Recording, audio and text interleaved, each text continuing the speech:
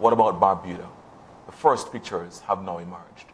And the Prime Minister, none other than the Prime Minister himself, journeyed to Barbuda, the sister isle, to view the devastation. And it has been a devastating picture that has emerged from Barbuda. It has been surreal devastation on the sister isle. This has been the result of Hurricane Irma's fury, a powerful Atlantic storm, one of the most powerful on record, 185 mile per hour winds crashing into the sister isle. That has been the result. We have with us the Prime Minister who will explain what has happened, what he saw for himself, and as a result, what will happen in relation to the immense relief effort that will now have to be mobilized. Prime Minister, good afternoon and welcome to our broadcast. Thank you very much, Garfield, and I say a special good evening to all of your viewers and listeners. I have to admit that now the bearer of bad news, in that I journeyed to Barbuda this afternoon, and what I saw was heart-wrenching. I mean, absolutely devastating. In fact, I believe that on a per capita basis, the extent of the destruction in Barbuda is unprecedented. And it is unprecedented based on the type of storm. I mean, Hurricane Irma would have been easily the most powerful hurricane to have stormed through the Caribbean. And it is extremely unfortunate that Barbuda was right in its path. And what is instructive is that a difference of 30 to 50 miles involving a hurricane could make a major difference. Because whereas we may have had miles or wind strengths up to about 100 and probably 30 miles per hour, Barbuda evidently would have had 180, 185 miles per hour. And that has made a fundamental difference. From my observation, having done an aerial survey, I would say that about 95% of the properties would have suffered some level of damage. They would have lost at least a part of their roofs. Some have lost whole roofs. Some properties have been totally demolished. It is absolutely heart-wrenching. I mean, the infrastructure, the utilities infrastructure was damaged. The physical infrastructure was damaged. You'd recognize, too, that the island is literally underwater, and that in itself represents a serious threat in terms of mosquito-borne diseases, and we have to be very careful. In fact, you know that we are threatened now potentially by yet another storm, Hurricane Jose. And if that is the case and it's coming our way, then clearly we will have to evacuate the residents of Barbuda. In fact, I'm of the view that as it stands now, that Barbuda is barely habitable. And if we have yet another storm coming in a matter of days, we will have to make special arrangements to evacuate all Barbudans and bring them over here until we can restore some level of normalcy. But within the next, I'd say, 18 hours, we intend to mobilize a significant amount of resources to send over to Barbuda to provide some temporary relief. For example, this evening I will have a meeting with all of the various agencies, NODS in particular, to ensure that things like tarpaulin and other supplies could be sent over. We also need to have some more satellite phones in Barbuda. We took over one this afternoon, and I'm hoping we can get a few more so that they can communicate with us. What would have happened is that one of the telecommunications tower was actually broken in two. We have had a situation broken in two. We have had a situation too where we have seen several containers moved as far as 100 yards. In fact, the airport itself is also damaged because one of the containers that was alongside the airport was actually lifted by the winds and would have done some damage on the airport runway itself. So it cannot accommodate any form of airplane traffic, and that is why we had to use a helicopter this afternoon. So getting into Barbuda is a challenge. It was difficult to send any boats over there today because the seas are still very choppy, very dangerous. But I believe that by tomorrow we should be able to get a few boats in there with some supplies. And we will also employ the services of Caribbean helicopters to move supplies over to Barbuda first thing in the morning. So, Prime Minister, let's unpack what happened, the immensity of the destruction in Barbuda. So, What happened to the residents while all of this happened? Where were they when all this destruction is happening? Well, they were in their homes and they took the necessary precautions. In fact, I was speaking to the chairlady of the Barbuda Council up until about 1:30 a.m. this morning. And up to that point, she had indicated that all was well. A little late in the morning, I was told that residents had actually communicated that a few roofs were lost. But when you're on the ground and certainly in the dark of night, it would have been difficult for them to give an accurate assessment to the extent of the damage. So we are of the view here that perhaps the damage would have been limited, not recognizing, having done the aerial view, that the entire housing stock was damaged. And that, in essence, I would believe that the cost to repair the infrastructure in the homes in Barbuda will be no less than $150 million. And that is no exaggeration. I mean, it is just a total devastation. I mean, Barbuda right now is literally a rubble. And we have to raise a significant amount of resources now to rebuild Barbuda and to restore it to normalcy. The good thing about it is that we had already made some contingency plans. I have to admit that at one point we thought that they may not have been necessary. We did not cancel them. We have actually delayed some of them because we weren't too sure of the extent of the damage in Barbuda. It means now that we will activate those mechanisms. So tomorrow we have about 2 cargo planes full of supplies that will be landing here in Antigua. We had asked the Bolivarian Republic of Venezuela to assist us in providing 2 cargo planes, 2 military planes to move some building material probably out of Panama. So we will now pursue those options and to make sure that we can move building material into Barbuda as quickly as possible to start the rebuilding process. We never really anticipated this level of damage. I have to admit the standby overdraft facilities that we had from the domestic banks will make what is required here in terms of the amount of funds absolutely pale. I mean, the amount that they have offered, and we are very grateful, the extent of damage or damages will make that financial assistance pale, which means that we have to raise external resources to supplement our domestic resources in order to have a serious push to rebuild Barbuda. So where are the residents now, Prime Minister? They're shacking up with each other. Many of them are in some common areas. And that in itself represents a serious health hazard. In fact, I'll go as far as stating that at least probably 60% of the population in Barbuda is actually homeless. And even the areas in which they're sheltering, they're damaged homes. So that we're hoping that at least, they would not suffer from any of the elements between now and tomorrow, because if there's any significant amount of rains between today and tomorrow, clearly it will create some additional damages. Now, we had the unfortunate situation in which there has been a fatality. I'm told that an infant actually died as a result of the parent, the mother, trying to escape out of a property that was damaged. And during trying to make that escape, it seems as though something may have happened. We're not too sure if the person drowned, the child drowned, or what exactly is the cause of death. But unfortunately, we had a fatality. We're also doing some search and rescue. While we're there, we had one of the choppers. We went over there with 2 choppers. One of them actually doing a little preliminary circumnavigation of Barbuda to determine whether or not there are any other individuals who, to be rescued. We're not exactly sure whether or not there may not be additional fatalities, but so far we only have 1 that has been reported. So as I said, it's an absolute devastation.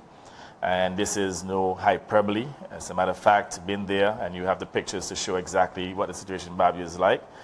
In fact, it really indicated why they were unable to communicate with us, because even though they had a backup ham system that was destroyed, they also had a satellite phone. That too was made inoperable. So they had absolutely no way to communicate with us. And I have to admit that we wish we could have gone over sooner, but the helicopter operators indicated that it was too dangerous to have gone sooner, and that is why we only made it over this afternoon. And we now have a better understanding as to what is happening. And I just want to assure the Barbudan people that the government and people of Antigua and Barbuda, we are standing with you. I've asked them to stand in solidarity with each other. I've asked them to be positive, notwithstanding this disaster, because we always have the view, notwithstanding the challenges, there will be opportunities to be exploited. And all we're asking is for them to be patient and to support each other, to be vigilant at the same time, and to cooperate with the government and the various agencies as we seek to bring some relief to the Barbudan people. When you look at those pictures, Prime Minister, it seems almost miraculous that there was only one fatality because there was an absolute decimation. Well, you're absolutely right. And again, I mean, I don't want to sound boastful, but it also speaks to the level of preparation. You'll recall that prior to the storm hitting Barbuda, myself and 5 of my ministers, we journeyed to Barbuda, and we took the time out to explain to the people how serious the storm was. We were doing our job, but the truth is they heeded that call, and we would have seen that they would have literally battened down, boarded up their homes. So from the standpoint of heeding the call, you know, we felt very comfortable that on that basis they would have, in essence, secured their own lives, their family lives, and if they had not done so, there would have been additional fatalities. There's no doubt about it. Wow. It is extraordinary looking at those pictures, almost surreal. The Prime Minister there addressing the residents there on Barbuda, and now you understand why, for example, when we heard about what happened there and the decimation there, we could hardly remember the name of the hurricane. It's such a destructive hurricane, Irma. Prime Minister, so around about 1,200 residents there. Well, it's more than 1,200. I mean, I know we've had varying figures, but I suspect we may have at least 1,800 people living on Barbuda. Okay. So I imagine the natural question would be how are we going to accommodate those individuals? Right. Look, whatever we have to do, if we have to rent private buildings to accommodate them, we will do so. Even if we have to use the old airport terminal, we will certainly find the facilities. In fact, just driving down on the airport road, I recognize that there's a new brand building just beside solid waste. If it is air conditioned, that will be a beautiful facility to rent. Whatever it takes to accommodate the Barbudan people, we will make sure that we do so, because at the end of the day, they are our people, they are our brothers and our sisters, and we have to make sure that we reach out a helping hand to them. I want Antiguans to keep our Barbudan brothers and sisters in their prayers, and many of them actually have friends and relatives here in Antigua, and we're calling upon those of you who can accommodate family members here and friends to do so willingly, because this is an absolute necessity. We know that many of them would resist the call for evacuation, but I hope they will heed that call just like they heeded the call to batten down. It is just as important for them to evacuate Barbuda and to allow us to pursue the actual recovery efforts, including securing many of those buildings. And the evacuation will be absolutely necessary, quintessential, if Jose threatens the region. Okay, so let's be clear, Prime Minister. You're saying that the evacuation would only happen if Jose is coming. At this point, you wouldn't necessarily say go ahead with the evacuation. I am of the view that those who could find accommodation in Antigua ought to do so, with or without Jose threatening Antigua and Barbuda. But I would not say that it should be mandatory at this point. I would say they should volunteer so to do. However, if Jose threatens Barbuda and Antigua, I would say that they have absolutely no choice but to evacuate. To do otherwise is literally to put themselves in danger. And you're looking, Prime Minister, now at the picture of the cell tower that was snapped into. Broken. That's extraordinary winds to be able to do that, because that's metal. Absolutely. Absolutely. But again, you know, the Lord would have spared Antigua. Absolutely. Because the truth is, if we had winds up to 185 miles per hour, it would have been devastating. I mean, it would have damaged our telecommunications infrastructure. I do not know, for example, that the telecommunication towers that we have here, that they're any stronger than the one in Barbuda. So you can imagine what would have happened. So we have a lot to be thankful for, to be grateful. You know, I've said to people, and I don't want anybody to spin this to suggest that countries that get hit by a hurricane that they're not blessed. But I've always made the point that as Antiguans and Barbudans, we're blessed. And even though Barbuda did get hit, when you look at the limited fatality, in that there was one fatality, I am of the view that it could have been worse. And again, clearly the Lord was watching over us and spared Antigua and Barbuda the wrath of the storm. Unfortunately, Barbuda was not as fortunate, but the damages could have been worse. The casualties, the fatalities could have been worse. We have a lot to be thankful for as a nation. Prime Minister, the relief effort, this calls for obviously a significant relief effort. Just remind us of the measures that your government is going to be putting in place immediately. Well, again, we have to raise resources, and we are also hoping that we can raise a substantial amount of domestic resources. We know that there are various organizations, to include the Red Cross. I'm sure that they will be putting together relief supply packages. We would like to encourage Antiguans to donate generously to this recovery effort as we seek to rebuild Barbuda. And I want to tell you, this rebuilding initiative will take years. But the whole idea is to try and at least, get the country habitable as soon as practicable, perhaps within a matter of months. But the way it stands right now, Barbuda is practically inhabitable. Or uninhabitable, yes. There's no electricity, no water, no telephone, no telecommunications, no WhatsApp, nothing. And there's the issue of food and water. That's a priority that we will resolve tomorrow by ensuring that we send over supplies to include food, water, additional medicines, etc. We will do all that is humanly possible to bring some relief to our brothers and sisters in Barbuda. Prime Minister, you mentioned that the need for Antiguans to pitch into the relief effort. How can they contribute? How can individual Antiguans contribute to the effort here? Well, we will keep them informed. I'm sure that there are various mechanisms that will be put in place. I would imagine that the Barbuda Council will probably set up a bank account to accept donations. I believe that the Red Cross, they will do their own thing in terms of raising resources.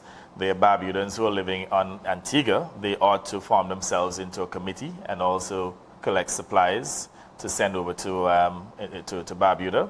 We also will have a challenge in terms of moving goods to Barbuda. So we're looking at the possibility that if we do not have sufficient transportation, that we may even have to acquire something, maybe a boat or so from some other country. But whatever it takes, I just want to reassure the Barbudan people that we are giving this our urgent attention, and we'll utilize every effort to bring some relief as soon as practicable. Prime Minister, the final question. Just give me a sense of your own feeling, your own reaction the first time you saw those pictures from there. Well, I want to tell you, if I was a crying man, I would have cried, because that was just so heart-wrenching. I couldn't believe it.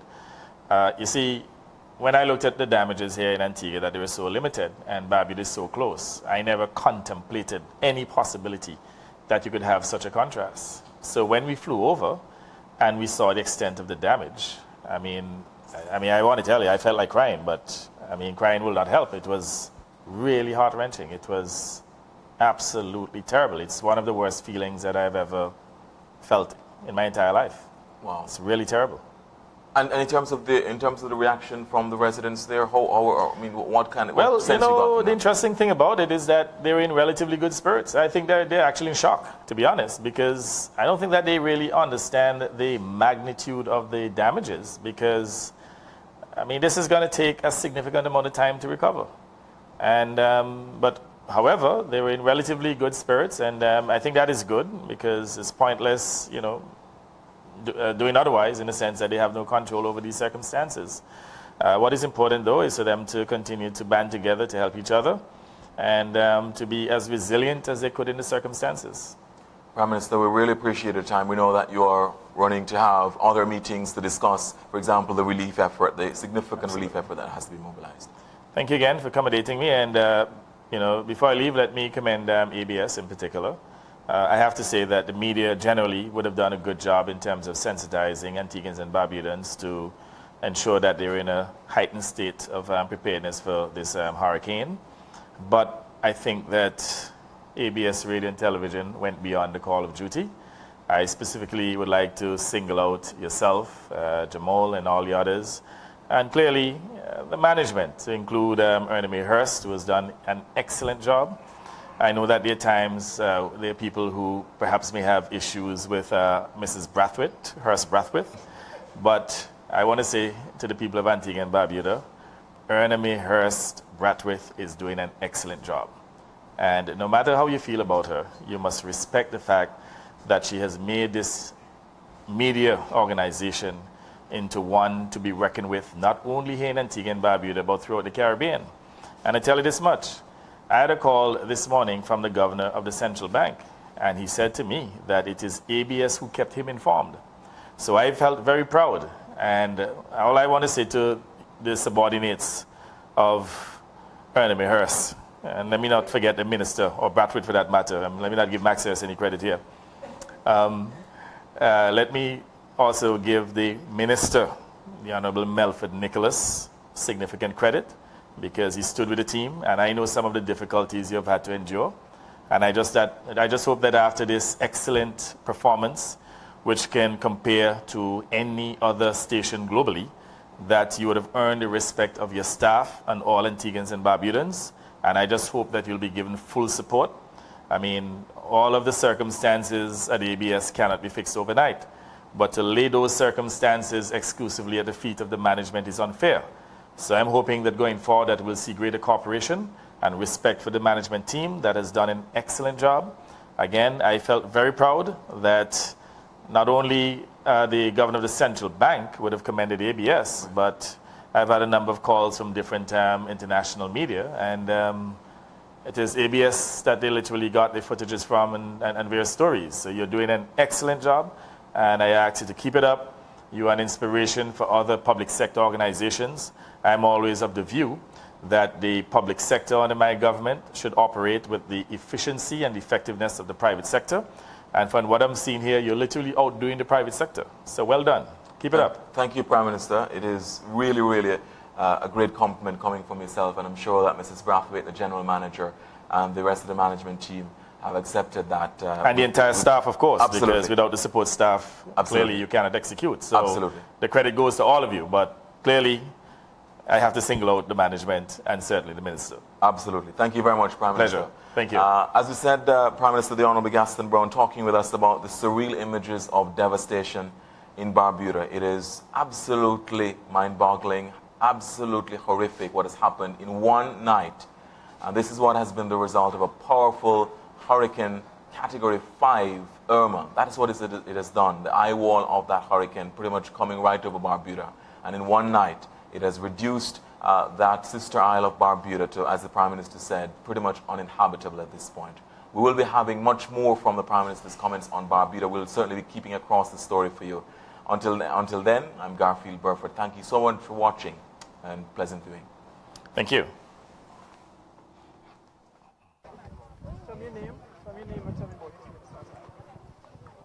Tell me when you're ready. My name is Rhoda.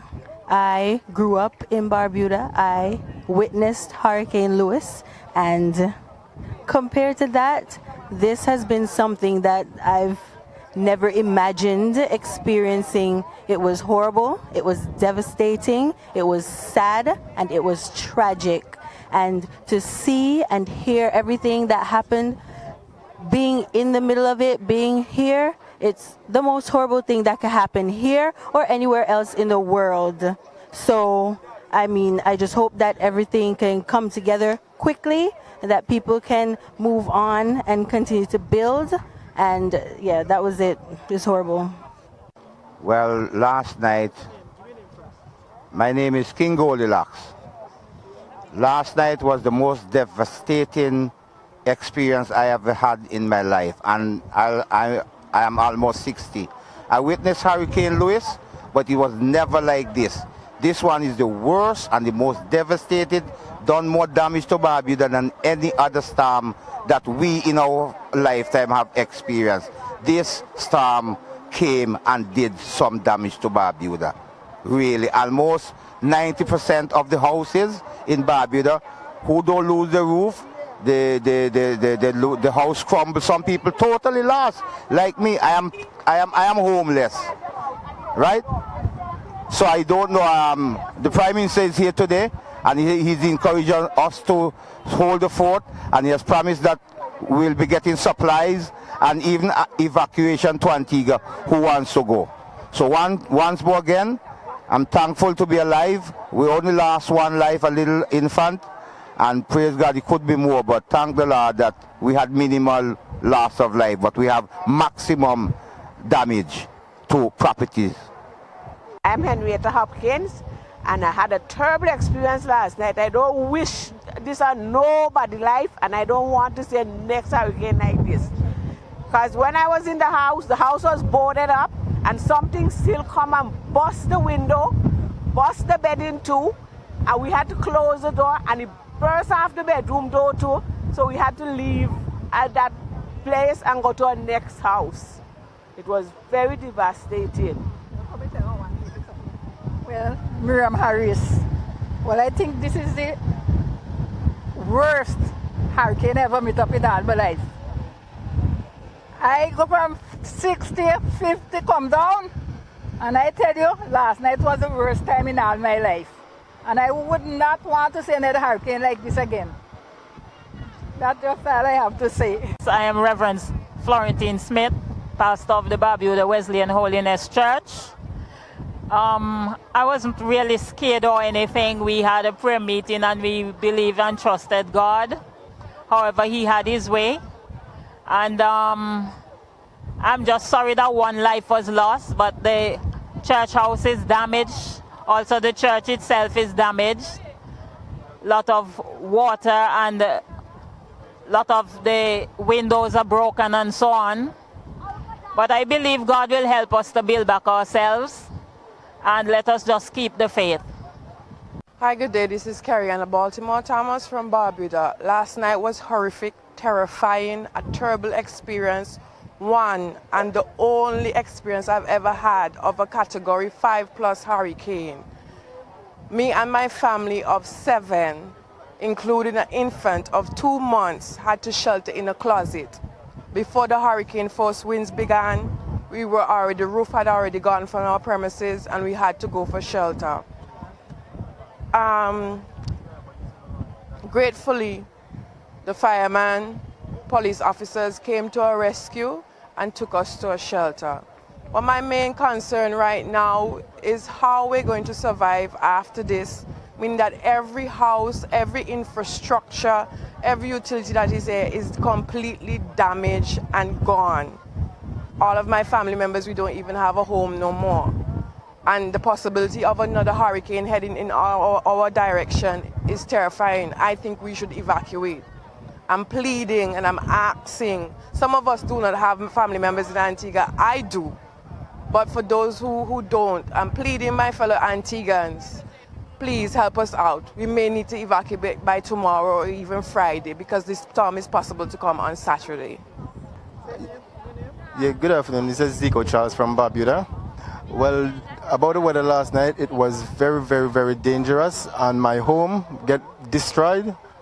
My family, we don't have anywhere really to go. We have to be by our mom, and also my mom's house get destroyed also. So I think it's the best thing right now to do for us to just get evacuated from Barbuda for the upcoming next weather about to come.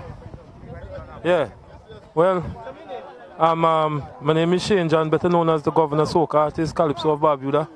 Boy, but me tell you right now, man, I have nothing to left back. My house gone, and last night, never witnessed nothing like this. And trust me, I don't want to witness nothing like this again, ever. Because me tell you right now, Barbuda is one state where me tell you right now, you got to take away. I don't know where you got to take for bring her back, but with God's help, we can come back. We keep your faith and just pray and go through. But me tell you, we lose everything right now. I don't even know what I'm going to do. I don't have no way for sleep. Trust me, I don't have no way for sleep. I don't know how I go out, my house gone. So I just hope and pray I can build back, because it can take me a lot. But Jah will help me, no rush. Yeah, bless. I want to thank the Lord Almighty. Oh Lord, my house, I lose my home. I lose my shop. Also my vehicle, everything damaged. And right now, I don't have nowhere to go to sleep. I don't know, but we can thank the Lord that no life has gone, right? So we thank God for life, right? Without Him, we can do nothing. Nothing we can do right now. We just put our trust in the Lord just to help us, right? In the name of Jesus. My name is Faxi Newton. I just want to say, if it wasn't for God, me, my brother, my sick brother, that just got a stroke, and my son was in that house. Right now, the half of the roof where my brother stay, the bed wet up, the galvanizing is hanging over. If my brother was in that room still, my brother would be a dead man. I just want to give God thanks and praise. When the hurricane did come, me and my brother came for us after, and he take us down to Timbuk. When we were coming down, the other part starts. If it wasn't for God, we couldn't even get out of that pickup. They have to hold my brother, try to get him in the building. The wind have us all over inside of Timbuk one place. If it wasn't for God, after we get in, the structure for the coconut fall after we went in. So thank you, Jesus. Thank you, Lord, for save us. We're still in the land of the living, and I'm going to serve you. I'm going to serve you. I just want to pray and trust that the government will help me to build back that half of that roof in Jesus' name, so that me and my brother we can go back and live in there in Jesus' name. Thank you. Wilma. Good. My name is Wilma, and I'm telling you, I don't have a house, and it's the first hurricane I'm witnessing, and I don't want to see no more. I'm telling you, it's the worst. Everybody in Barbuda have been damaged very badly. So I don't want to see no more hurricane. I really don't want to see no more. The first, and I hope it's the last. Thank you. Well, last night, my name is Lorraine Baltimore. Since the storm started last night, my whole house caved in. It was 7 of us, and all we had to do was to pray and call for help. But the firemen came to our rescue as soon as they could have come. I have to thank God for life. My name is Lutrell John, and last night was a horrible experience for me. My mom cried and my brother waked me up. I was frightened. I didn't know this was going to happen to me. But thanks to God, I went down by Timbuk and I got shelter, and thank God that I'm safe. Hi, my name is Jacqueline Biza, and I want to tell you a little bit about this hurricane. It's the worst experience of my life. I have 3 children, and we were all home with my 2 grand, and even my adopted daughter and my brother. And we were there in the house, and when the first part came, it's like the whole house was ripping apart. So anyway, my daughter asked me, Mommy, what to do? Call 911? So she did.